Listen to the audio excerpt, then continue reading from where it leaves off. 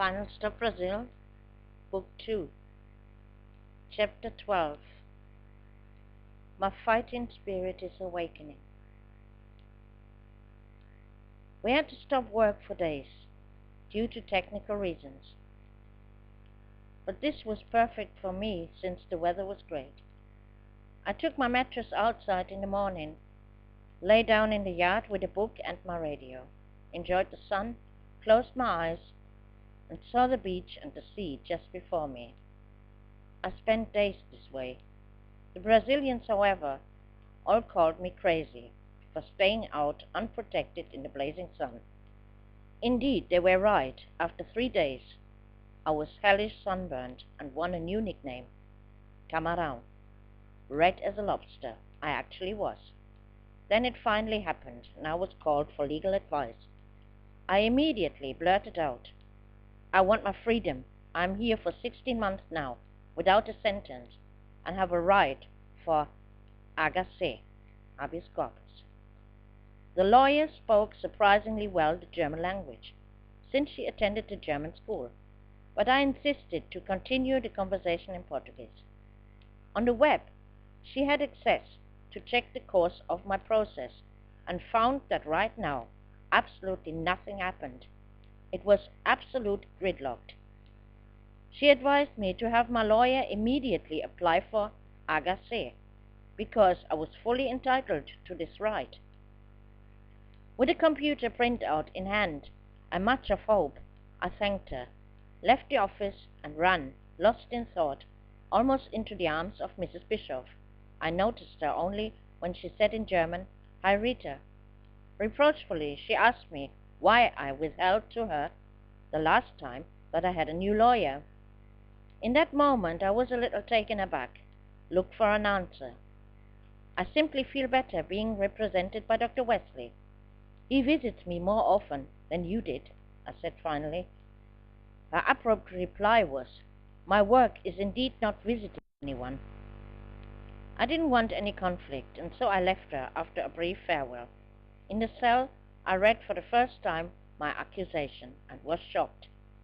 Tráfico e uso de drogas.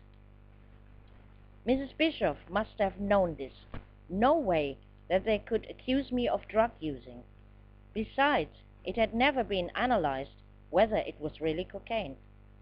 Why had she accepted this accusation like that?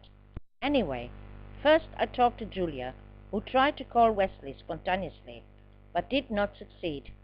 So I wrote him. You must act quickly now. Julia was pushing me. See to it that Wesley gets paid for the agace process. Then he gets you out of here. The next day I was called to the front again. Mr. Waldman had let himself down for a visit. First he spoke to Claudia, who provided him with a very dramatic portrayal of the reason why we would probably lose our work completely, because all the material had been contaminated. My hair almost stood on end with this nonsense. Several times she sought confirmation from me. Isn't it so, Rita? Instead of confirming, she got some dirty looks from me. Secretly, I thought, if this man spread the rumors Claudia was telling him, we surely would lose our work real soon. I had other worries. Claudia then wanted to know when finally our transfer to another prison would take place. Your transfer, my dear. I'm not going anywhere. I fell into her word. This time it was me getting the evil look. Mr. Waldman reported that currently it still was unknown when, but all foreigners would be transferred if they wanted to or not. I disagreed with regard to my conversation with the director, that there would be no forced relocation. Accused him about the fact that I learned from a secret but reliable source that the consulate, against my will and without my knowledge, had made a transfer request for me and asked him for an explanation. This he couldn't give me, of course, referring, as always, to Mr. Sturm, who would come a week later. At the moment, he was on vacation. My goodness, whenever is this man not on vacation? Slipped out of me, and I promptly reaped evil looks from the other direction. My mother had sent another €50, I learned, Mr. Waldman asked me what he should do with it. Everything goes on the account of my lawyer. Everything still left of my money. I assume that my ad was not placed goes on the account of my lawyer. I am applying for a Hagase, and therefore have to pay my attorney somehow. I instructed him shortly. Moreover, my mother had sent a letter to his address, because apparently the mail directly did not arrive. Only problem was that the idiot forwarded the letter also by regular mail, thus I didn't receive it. But just the fact that she had written made me sigh with relief. Perhaps Rosie had wrote too, but I simply didn't receive the letters. Mr. Waldman began to have a go at me. This idea with Agassiz is not going to work anyway, because then you would be the first German to go through with it. Do you believe everything your lawyer tells you? I didn't enter this discussion with him, replied only, for everything there is a first time.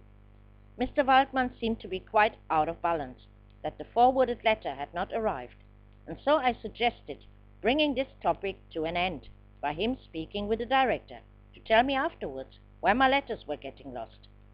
With this, the conversation fortunately ended, but from the director he couldn't find out where my letters were lost.